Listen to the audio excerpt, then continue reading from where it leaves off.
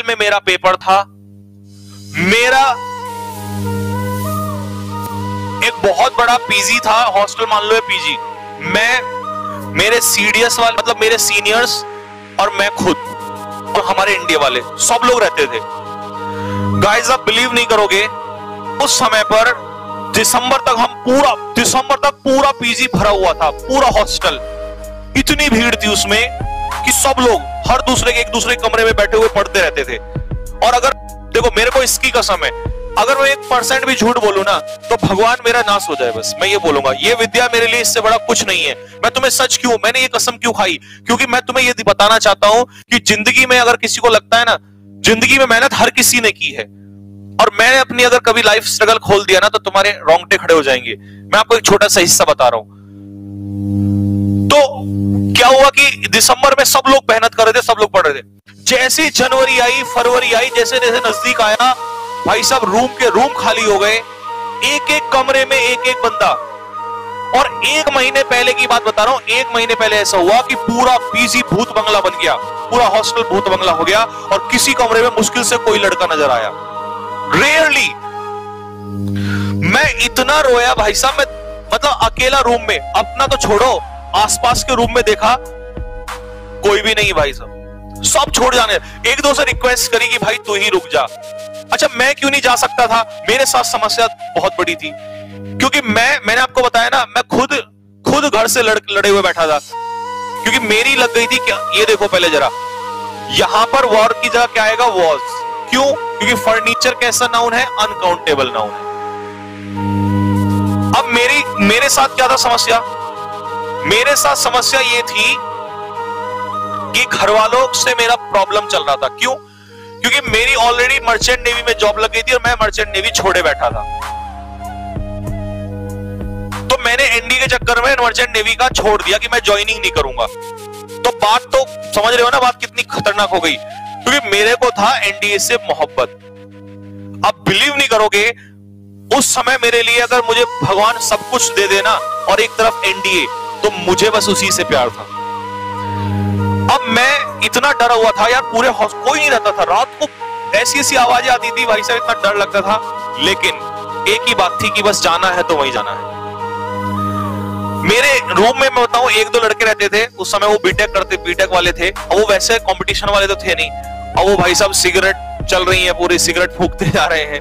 तो लेकिन मैं उनके पास जाके बैठता था, हालांकि थोड़ा बड़ा अजीब सा लगता था, लेकिन अपन धड़कने, समझ रहे हो ना, अकेला इंसान तो वैसे पागल हो जाता है।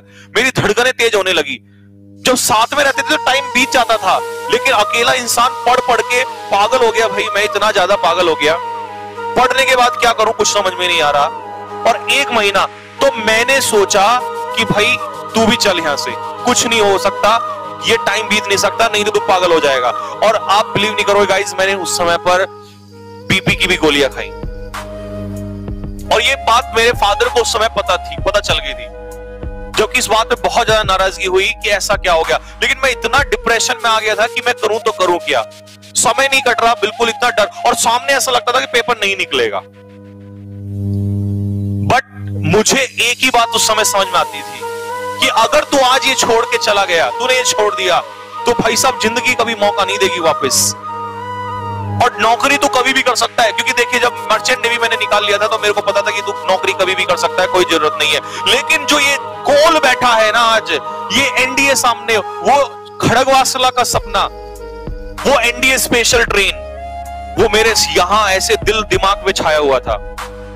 और जब भी मैं घर बैग पैक कर लिया, 1-2 बार मैंने किया भी, जैसे मैं बैग पैक करके निकलने की कोशिश करता था, मेरा मन वापस, मैं फिर बैठ के रोता था, नहीं यार तू ऐसा नहीं कर सकता। फिर अपने आप को समझाता, लेकिन अकेला इंसान खुद ही जंग लड़ रहा था। और भाई साहब ऐसा हुआ, मैं एनडीए के अप्रैल के एग्जाम में गया, मेरा वो फर्स्ट एनडीए का अटेम्प्ट था, मुझे आज भी याद है। पहला पेपर मैथ्स का देने बैठा, पसीने छूट गए मेरे, क्योंकि मेरा पहले उस समय मेरा मैथ्स इतना स्ट्रांग नहीं था। मेरे से कुल 30 क्वेश्चन के समथिंग आसपास हो पाए, और उस समय में प्राचीन काल की बात है जब मेरिट बहुत कम जाया करती थी। 30 क्वेश्चन, मैंने कहा भाई तेरा तो गया, तू तो यहां से चला गया। मैंने कहा इतनी मेहनत करी, तेरा तो पहला ही पेपर क्लियर नहीं होगा। मैं इतना ज्यादा डिप्रेशन में फिर मेरा एक दोस्त वहीं पे मुझे मिला, Vishvendra Kataria. He is major right now from Kanpur, Indian army में मेजर है आज वो मेरा दोस्त बाहर खड़ा हुआ मिला। उसने कहा, अरे संजीव व्हाट हैपन। अच्छा, वो हिंदी में बोलता था तो, और हिंदी आप समझ रहे हो, कानपुर वो बिल्कुल प्योर वाली, जो लड़ाई में गाली में भी प्यार से बात करे कि हम जूता मार देंगे तुम्हारे, इस टाइप से, मतलब बहुत प्यार में बोलता था। उसने कहा, क्या हुआ? मैंने कहा, यार सब बर्बाद हो गया। बोला, कोई बात नहीं है, अभी धैर्य रख, अभी दूसरा पेपर बाकी है। और मेरे से बिलीव नहीं हो रहा, मेरे हाथों में पसीने में बहुत ज्यादा परेशान, मतलब मैं बता नहीं सकता। मैं खुद ही मन में रो रहा हूं कि यार ये क्या हो गया। और तूने तो इतनी मेहनत, तेरे से अच्छे तो वो लोग थे जो छोड़ के चले गए थे। एक एक रात कैसे काटी, कैसे करके मैं वापस आया, पेपर देने बैठा, हाथों में पसीने आ रहे हैं बहुत ज्यादा। पेपर देना स्टार्ट किया, पता नहीं मेरे को उस समय क्या हुआ। और इसी को कहते हैं कि भगवान भी तभी साथ देता है जब आप लड़ रहे होते हो। पेपर देना स्टार्ट किया, भाई मुझे पता ही नहीं चला। जैसे ही पेपर खत्म हुआ, मैंने सबसे पहले इंग्लिश के क्वेश्चंस चेक किए और उसके बाद जीएस के क्वेश्चन। गाइस आप बिलीव नहीं करोगे, कम से कम 70 प्लस क्वेश्चंस मेरे सही थे। 70 से भी 80 के आसपास समथिंग सही जा रहे थे। मैंने कहा भाई अब शायद चांस हो सकता है, बट बात जो थी ऐसे थी। और जैसे रिजल्ट आया ना, जितनी भी भीड़ वहां पर थी, सिर्फ 2 से 3 लड़कों का सिलेक्शन हुआ, and I was one of them. उस दिन में जब कैफे से, हमारे टाइम पे ना कैफे में आधे घंटे का पैसे देके चलते, समझ रहे हो ना, तुम तो आजकल देख लेते हो, हम तो पैसे लेके जाते थे और कैफे वाले से, भैया जरा रिजल्ट दिखा देना जरा, इतना एक्साइटमेंट रहता था। और जैसे कैफे वाले ने कहा यस तुम्हारा नाम यहाँ पे, ओ भाई साहब वो खुशी, यू कांट इमेजिन दैट। तब मैंने वो दिन मेरी लाइफ का ऐसा दिन था जिसने मुझे ये कह दिया था कि भाई साहब जिंदगी के लड़ने का तरीका ही कुछ और है। तो उस दिन ये बात समझ में आ चुकी थी कि भागने वाले भागेंगे, लेकिन जो इस मुसीबत में भी रुक गया वही जीत हासिल करेगा। उस खुशी को मैं उस दिन बयां कर रहा था। उस दिन मैं सोच रहा था कि यार, सब मेरे दिमाग में चल रहा था कि तू भी अगर भाग जाता तो आज ये खुशी कैसे मिलती, आज ये पेपर कैसे क्रैक होता। और सारे जितने भी, बस मेरे एक दोस्त विश्वेंद्र कटारिया ने क्लियर किया था मेरे साथ, और एक दो दोस्त और, एक और था, बस हम 3 से 4 लोगों ने क्लियर किया, बाकी सब बाहर हो गए थे। तो आप माता पिता के लिए करते हो, अच्छी बात है। अरे अपना भी तो जमीर होता है यार, कुछ अपना जमीर भी तो कुछ कोई चीज होती है।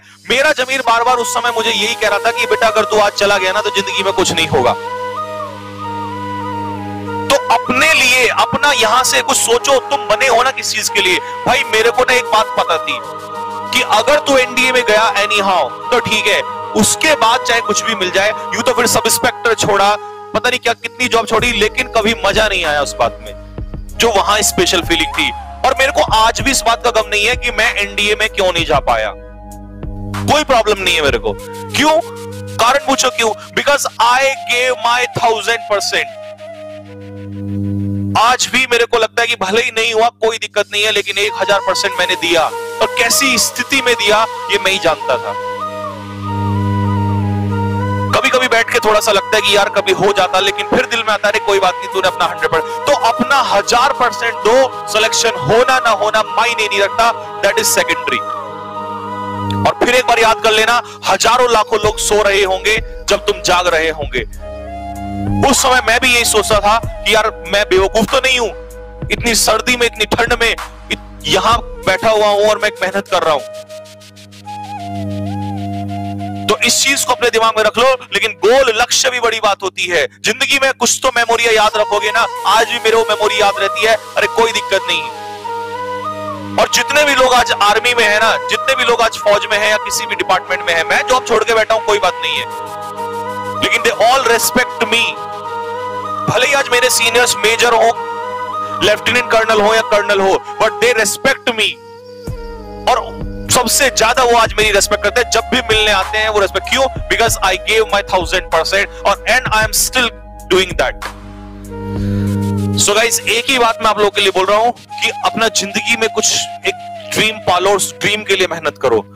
अगर वो ड्रीम पाल लिया ना तो आपको सोने नहीं देगा, मैं आपको सही बता रहा हूं।